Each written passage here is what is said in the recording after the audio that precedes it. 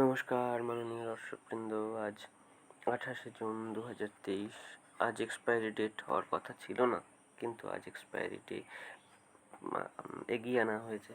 কালকে যেহেতু রয়েছে ঈদোজ্জোহা উৎসব, তাই মার্কেটকে একটু এগিয়ে আনা হয়েছে। মার্কেটকে নয়, এক্সপায়ারিকে ডেকে আনা হয়েছে। প্রথমেই আমরা চলে যাব,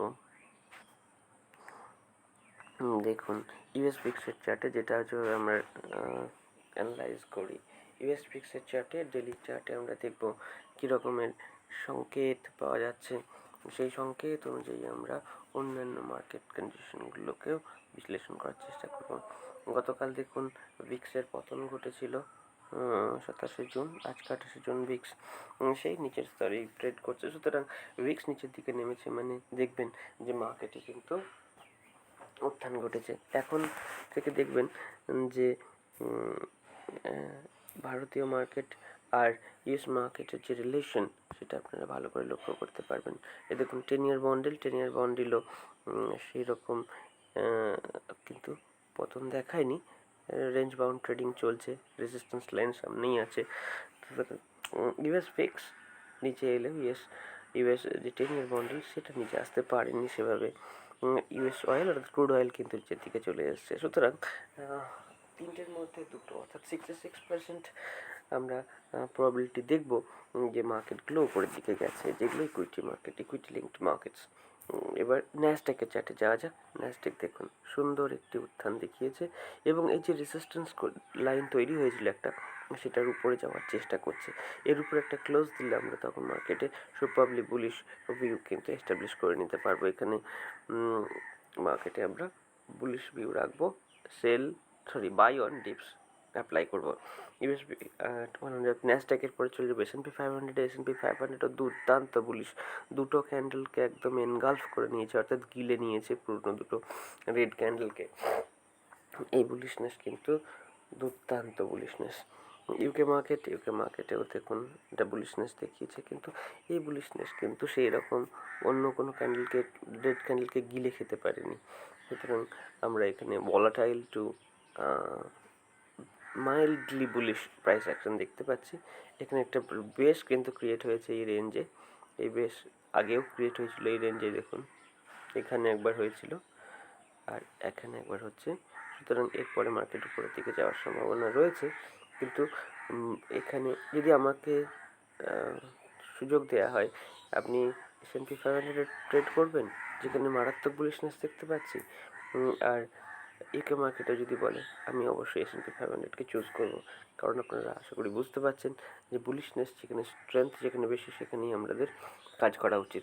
ডাউ জোন্স ইন্ডাস্ট্রিয়ালেও ঠিক একই বুলিশনেস। আমরা প্রথম তিনটে ইন্ডেক্স থেকে কি সুন্দর আন্দাজ করে নিয়েছিলাম যে হ্যাঁ, এখান থেকে কিন্তু মার্কেট উপরের দিকে যেতে পারে। দেখুন ইন্ডিয়া ভিক্স নিচের দিকে এসছে, ইউএস ভিক্স নিচের দিকে এসছে, ইন্ডিয়া 10 year বন্ডিল নিচের দিকে এসছে। তাহলে ভারতের মার্কেটে, ব্রডার মার্কেটে আপনি স্ট্রেংথই দেখতে পাবেন। আসুন দেখা যাক। এসএক্স নিফটি বুলিশনেস দেখাচ্ছে এবং অল টাইম হাইয়ের একদম কাছাকাছি ট্রেড করছে। এরপরে এই প্রাইস অ্যাকশনের পরে যদি এই অল টাইমের উপরে, অল টাইমের কাছাকাছি যদি অল টাইম হাই একটা যদি ক্লোজ দেয়, তাহলে কিন্তু মার্কেট চটচট করে একটা বড় র্যালি দেখাতে পারে, এরকমই আমাদের বিশ্বাস।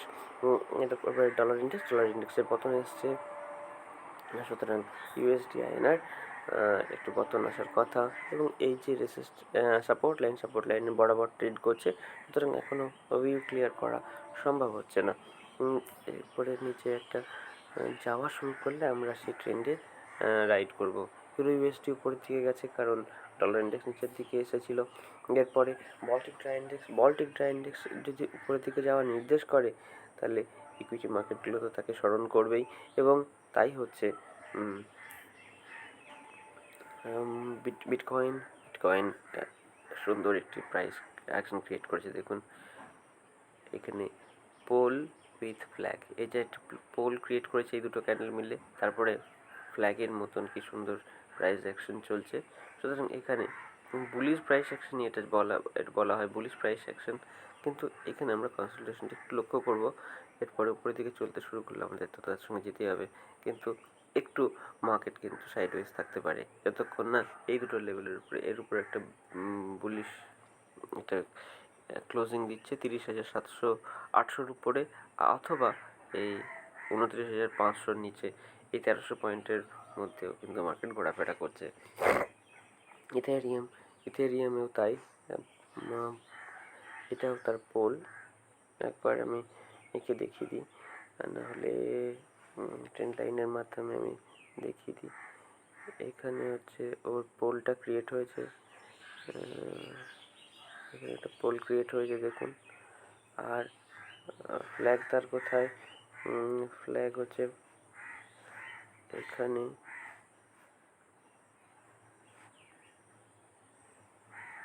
দেখুন, আশা করি এবার বুঝতে পারবেন। আর একটা নিয়ে নেব ট্রেন্ড লাইন।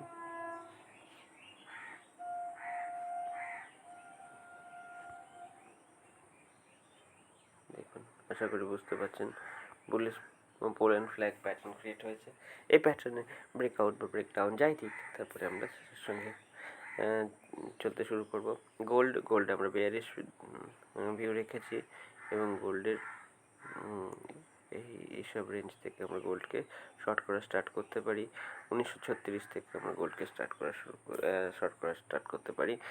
ব্যাংক নিফটির চার্টে বুলিশনেস, ট্রেমেন্ডাস বুলিশনেসের উপরে ক্লোজিং দিয়ে দিয়েছে ম্যাজিক লাইনের উপরে। সুতরাং এইখান থেকে আমরা যদি আরেকটু ডিপ পাই, ডিপ থেকে যেটুকু ডিপ পাবো সেই ডিপ থেকেই আমরা অ্যাকুমুলেট করবো, অর্থাৎ 43,900 কাছাকাছি যদি আমি পেয়ে যাই, আমি লং করা স্টার্ট করব। এরপরে ফিননিফটির চার্টে দুর্দান্ত বুলিশনেস, এইটা আমি আগের দিন তো অনেকদিন ধরেই বলছি আপনাদেরকে যে ফিননিফটিতে কিন্তু দুর্দান্ত বুলিশনেস রয়েছে, এবং আপনারা এই বুলিশনেসের অবশ্যই সুযোগ নেওয়ার চেষ্টা করুন। এখানে 19,622 এইসব লেভেলে যদি ওনাকে পেয়ে যাওয়া যায়, তাহলে কিন্তু তার সঙ্গে তার গাড়িতে চেপে পড়তে হবে। শেষে নিফটির চার্টে যাব। নিফটি আর কি বলবো, নিফটি দুর্দান্ত বুলিশ। আপনারা এই লেভেলে যদি নিফটিকে আবার পান কোনোভাবে, তাহলে কিন্তু নিফটির সঙ্গে নিফটির গাড়িতে চড়তে হবে। 18,740 এইরকম লেভেলে যদি আবার পাওয়া যায়, এবং ইমিনেন্টলি মার্কেট কিন্তু আপসাইডে ব্রেকআউট ঘটাতে পারে। এরপরে 5 মিনিটের চার্টে গিয়ে আমরা ইন্টারডে ট্রেন্ডগুলো দেখে নেব। ইন্টারডে ট্রেন্ড দেখুন, আমরা বলেছিলাম এই এলাকার কনসলিডেশনের উপরে যদি ক্লোজিং দেয়, তাহলে আমরা মার্কেটে লং করার চেষ্টা করব, এবং তাই ঘটেছে। মার্কেটে লং এন্ট্রির সুন্দর একটি পরিণতি দেখা গেছে। আজকে এই কনসলিডেশনের জোনের কাছাকাছি হয়তো মার্কেট ওপেন হবে 18,771 এইসব লেভেলে। তারপরে যদি আমরা ইমিডিয়েট রিজেকশন দেখি, রিট্রেসমেন্টের পরে এই লেভেলে আমরা মার্কেটকে লং করার কথা ভাববো 18,774 লেভেল থেকে। অন্যথায় যদি ব্রেকআউট হয়েই যায় 18,774 উপরে, তাহলে মার্কেটে আমরা বজায় থাকবো উপরের দিকে ট্রেড করার জন্যে। এরপরে ফিননিফটির চার্টে যাব। নিফটির আজকে এক্সপায়ারিও রয়েছে। ফিননিফটি দুর্দান্ত একটা বুলিশ ক্লোজিং দেখিয়েছে। আজকে অল টাইম হাইয়ে ওপেন হলে, তাহলে মার্কেটে আমরা ইমিডিয়েট সেল অফ যদি আসে, সেটা অ্যাবজর্ব হওয়ার পরে মার্কেটে এন্ট্রি নেব, অথবা যদি মার্কেট তারপরেও চলতে শুরু করে, তখন আমাদের মার্কেটে বুলিশ ভিউ ইনট্যাক্ট থাকবে। ব্যাংক নিফটির ক্ষেত্রে ব্যাংক নিফটি দুর্দান্ত বুলিশ। ব্যাংক নিফটির এই যে কনসলিডেশন জোন ছিল, এই যে একটা ম্যাজিক লাইন রয়েছে, ম্যাজিক জোন রয়েছে, এই জোনের উপরে মার্কেট চলতে শুরু করেছে, মানে মার্কেট বুলিশ হওয়ার সম্ভাবনা ছিল, এবং সেটাই হয়েছে। আজকেও গ্যাপ আপ ওপেন হলে, অল টাইম হাইয়ে ওপেন হলে, তাহলে সেখানকার প্রাইস অ্যাকশন দেখেই আমরা সিদ্ধান্ত নেব। 44,449 এই লেভেলে মার্কেট ওপেন হতে পারে। এই দেখলে মার্কেট ওপেন হলে আমরা মার্কেটে ইমিডিয়েট সেল অফ আসলেও আসতে পারে। তারপরে কনসলিডেট করার পরে যেদিকে সম্ভবত উপরের দিকে যাওয়া শুরু করবে, তারপরে আমরা এন্ট্রি নেওয়ার চেষ্টা করব। এই লাইনে যদি মার্কেটে একবার রিট্রেস করতে আসে 44,040 এই লেভেলে, তখন তো কোনো কথা নেই। অন্যথায় আমরা প্রাইস অ্যাকশন যেখানে কনসলিডেশনের পরে ব্রেকডাউন যা দেবে সেদিকে আমরা ট্রেড করার চেষ্টা করব। আপাতত আজকের মতন মার্কেট অ্যানালিসিস এটুকুই। দেখা হচ্ছে আপনাদের সঙ্গে লাইভ মার্কেটে। সাবধানে ট্রেড করুন, ভালো থাকুন, ধন্যবাদ।